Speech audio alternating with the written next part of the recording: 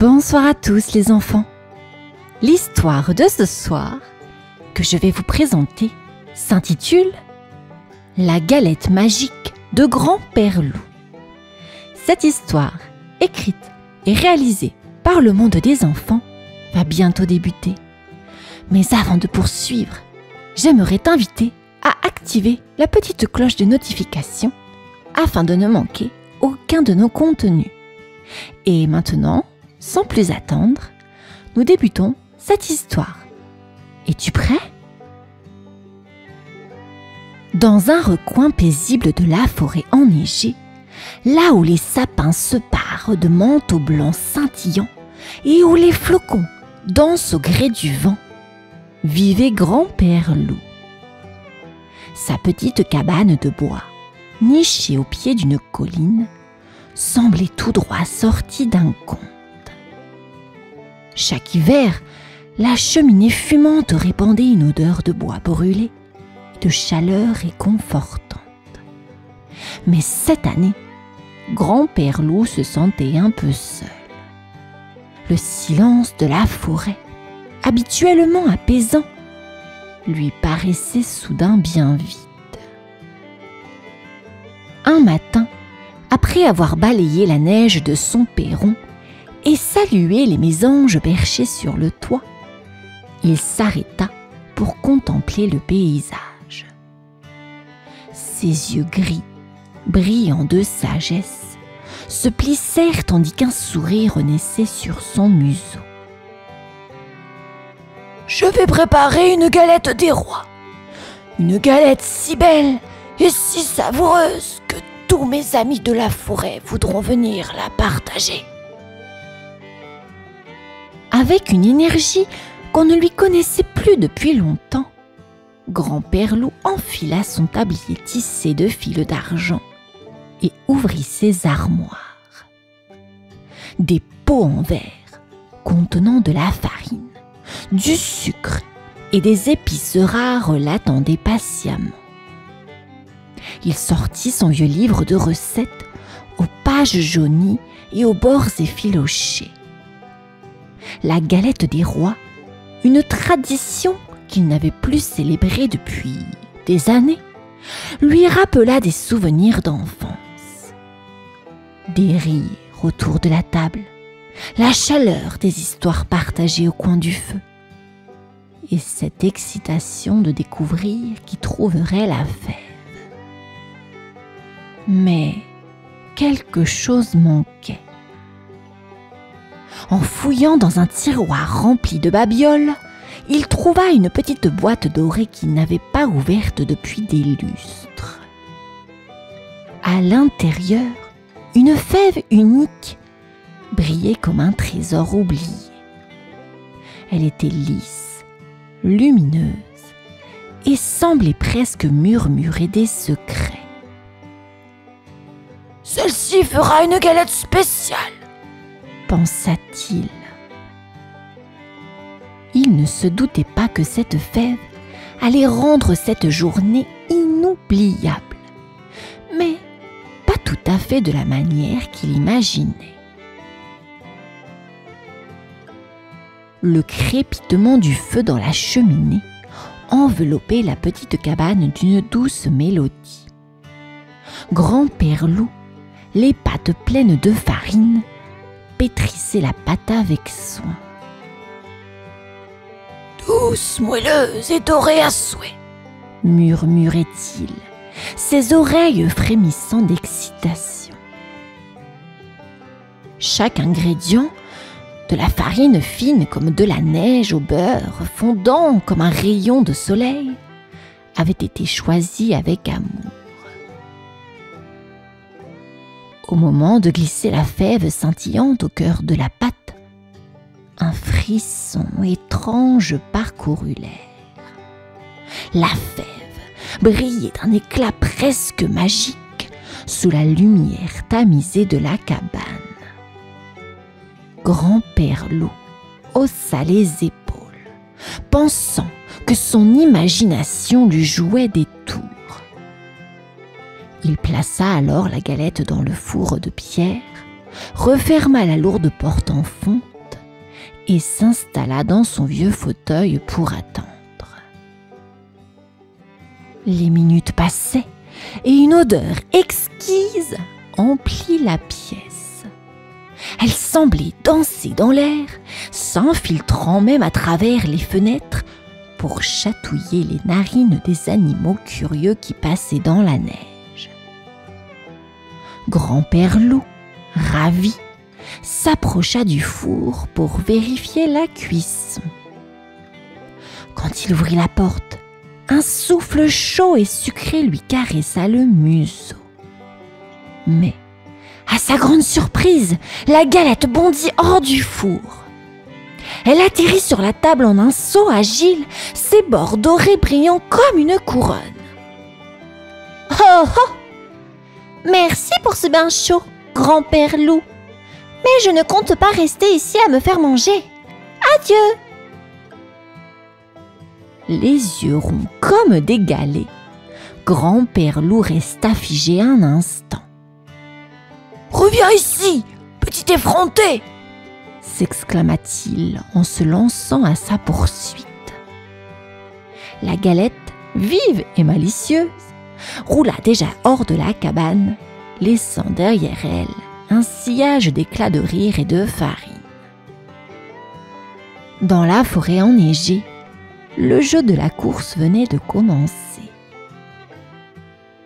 La forêt, encore endormie sous son épais manteau de neige, se réveilla soudainement au son des cris de grand-père Loup. « Arrête-toi, petite galette !» hurlait-il, sa voix résonnant à travers les arbres gelés. La galette roulait à toute allure, ses bords dorés scintillant sous la lumière du matin. Elle sautillait sur la neige avec une agilité surprenante, laissant derrière elle une trace légère comme une caresse. Grand-père Loup, essoufflé mais déterminé, s'enfonça dans la forêt. Chaque pas craquait dans la neige, chaque souffle formait un nuage blanc. Les sapins, immenses sentinelles de ce paysage féerique, semblaient observer la scène avec curiosité. En chemin, la galette croisa un castor, occupé à sculpter un morceau de bois avec ses dents robustes. Intrigué par cet étrange objet roulant, il leva la tête. « Mais qu'est-ce donc? Une galette qui court ?» demanda-t-il avec son accent traînant. « Elle m'a échappé! Aide-moi à la rattraper !» cria grand-père Loup, le souffle court. Le castor, amusé, se mit à trotter derrière la galette, ses pattes courtes faisant de petits bonds maladroits. Mais la galette malicieuse, moqueuse, tourna sur elle-même et déclama d'une voix chantante. « Je suis la galette magique. Ni loup ni castor ne sont assez rapides. » Elle sauta ensuite sur une pierre glacée, roulant plus vite que jamais. Plus loin, elle croisa un lynx aux yeux perçants, allongé sur une branche. Le lynx, intrigué, bondit au sol. « Que se passe-t-il ici ?» demanda-t-il d'une voix douce mais pleine de curiosité. « Cette galette, j'aime le trouble. Viens nous aider, » répondit le castor essoufflé. Ainsi, grand-père Loup, le castor et le lynx se retrouvèrent à courir dans la neige, glissant, trébuchant, mais jamais abandonnant. Pendant ce temps, la galette roulait joyeusement, le rire espiègle de sa voix résonnant dans la forêt blanche. La Galette poursuivait sa folle course à travers la forêt, virevoltant et riant aux éclats, tandis que Grand-Père Loup, le castor et le lynx peinaient à suivre son rythme. La neige commençait à se teinter des reflets dorés du soleil et un petit ruisseau scintillait à l'horizon. C'était un lieu calme où l'eau dansait doucement entre des pierres glacées, comme si le ruisseau lui-même chuchotait des secrets à la forêt. La Galette malicieuse s'arrêta un instant au bord de l'eau. « Vous ne m'attraperez jamais !» s'exclama-t-elle en bondissant sur les pierres moussues du ruisseau. Mais alors qu'elle sautillait gaiement, un petit triton marbré à la peau luisante et parsemé de motifs délicats émergea de l'eau. « Qui ose troubler la tranquillité de mon ruisseau ?» demanda-t-il d'une voix douce mais autoritaire. Grand-Père Loup arriva en haletant, suivi de ses deux compagnons. « Triton, et nous, la Galette nous joue des tours et nous devons la récupérer !» expliqua-t-il, le souffle encore court. Le Triton, malicieux lui aussi, observa la Galette qui roulait nerveusement d'une pierre à l'autre. Il plissa ses petits yeux noirs avant de répondre. « Je crois que j'ai une idée. » Le Triton plongea dans l'eau glacée, ses mouvements gracieux à peine visibles sous la surface. Il remonta avec des brindilles et des feuilles qu'il commença à assembler avec soin. « Nous allons lui tendre un piège, » murmura-t-il, son visage éclairé par une lueur malicieuse. Sous les instructions du Triton, Grand-Père Loup et ses amis construisirent un petit barrage. La Galette, curieuse, s'arrêta pour observer. Mais au moment où elle voulut s'enfuir, le Triton bondit hors de l'eau et fit basculer une pierre, en voyant un filet improvisé se refermer sur la Galette. « Attrapé !» s'écria le Triton, fier de sa ruse. Mais à peine avait-il parlé que la Galette, rusée elle aussi, trouva un trou dans le filet et repartit en riant. « Pas assez rapide, ami de la forêt !» Le Triton haussa les épaules. « Elle est maligne, mais nous le sommes aussi. Continuons !» dit-il en rejoignant le groupe, prêt à poursuivre l'aventure. Après plusieurs heures de course à travers la forêt, les amis de Grand-Père Loup étaient épuisés. Le castor haletait, ses petites pattes tremblantes de fatigue, et le lynx, bien qu'agile, avait du mal à suivre le rythme effréné de la Galette. La neige, maintenant fondue par endroits, laissait place à des flaques d'eau boueuse, et l'air frais au matin devenait plus lourd. La forêt semblait s'étirer sous le poids de la recherche. Tout à coup, un cri joyeux fendit l'air, perçant le silence lourd de la forêt. « Oh ! Attendez-moi !» Les animaux se retournèrent pour voir une gélinotte huppée, un petit oiseau avec un plumage brun et blanc éclatant, qui volait gracieusement d'arbre en arbre, suivant les traces de la Galette. Elle atterrit sur une branche, son regard vif scrutant la scène.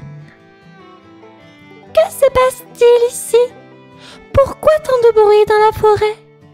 C'est vous qui chassez cette Galette, mes amis ?» demanda-t-elle d'un ton curieux, mais bienveillant. Oui, cette galette a pris vie et elle nous échappe. Nous avons besoin de ton aide, expliqua Grand-Père Loup, son visage marqué par la fatigue. La gélinotte huppée, d'un air malicieux, inclina la tête. Je pourrais l'attraper, mais il faut d'abord un peu de ruse, dit-elle en souriant. Je connais bien cette forêt et j'ai un talent particulier pour imiter les sons. Laissez-moi utiliser cela. Elle se posa sur une branche basse et se concentra. En un instant, elle commença à imiter la voix du triton marbré, puis celle du castor et même celle du grand-père loup. Les bruits se mêlèrent et se confondirent, flottant dans l'air comme un écho magique. La galette, intriguée par ces bruits étranges, s'arrêta enfin, incertaine. Elle tourna la tête, mais n'aperçut personne.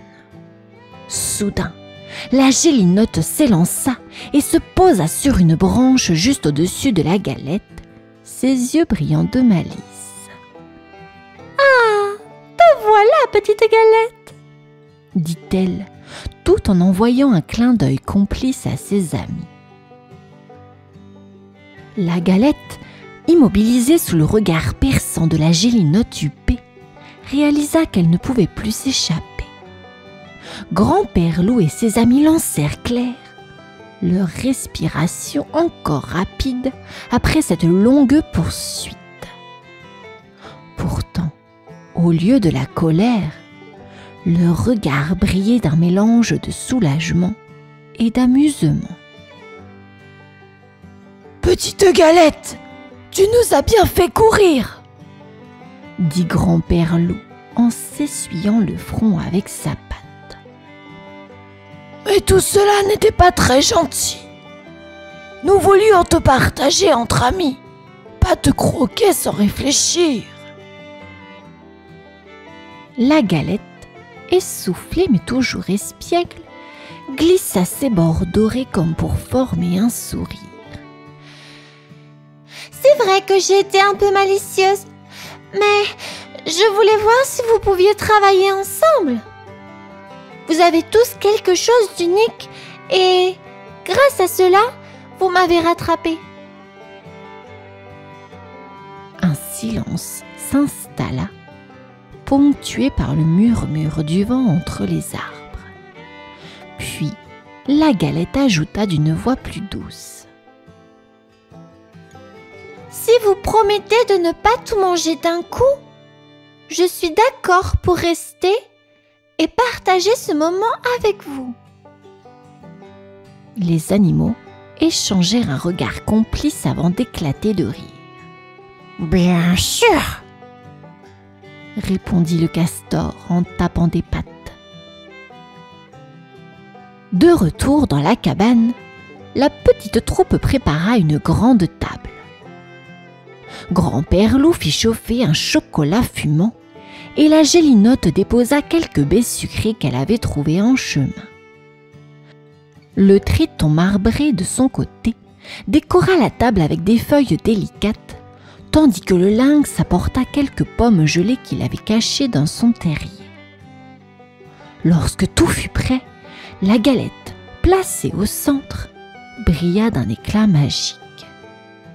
Grand-père Loup découpa des parts avec soin et chacun reçut un morceau. La fève fut découverte par la gélinotte qui fut couronnée reine du jour. Cette nuit-là, sous la lueur des étoiles, ils firent le vœu de toujours célébrer leur amitié, unis par cette aventure et la magie de la forêt. Fin de l'histoire, les enfants. Je vous dis à présent à demain. Bonne nuit.